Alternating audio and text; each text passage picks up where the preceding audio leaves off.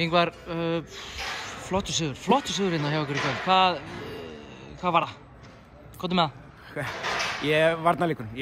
Það svo sem ekkert launungarmál. Við leggjum mikið upp úr með að spila góðan varnarleik.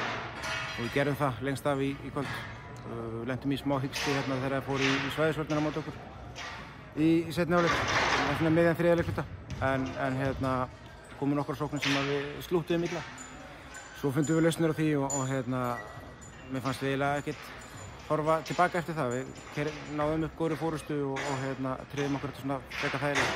Þið voruð, eins og þú segir, aldrei í svona miklum vandræðum þið voru alltaf með svör, virtist vera. Þegar Keflavík tók okkur smá ólöp, þá svöruðu þið alltaf. Já, við fengum stopp. Þau hjálpuðu okkur. Það kannski áhlaupið þeirra varði ekkert svo mikið vegna þess að við fórum að fá stopp svo varnarlega.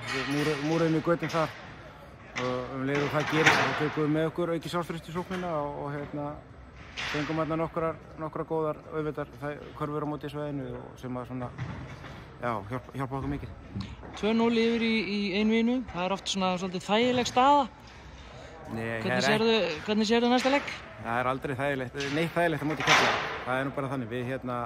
Við þurfum að spila betur heldur en við gerðum í fyrsta leiknum og betur heldur en við gerum í dag núna í þriðja leik. Þannig að það verður bara hörkubarátta en sjálfsögðu stefnum við á að klára þetta okkar heimavelli. Takk fyrir þetta, Ingvar. Takk.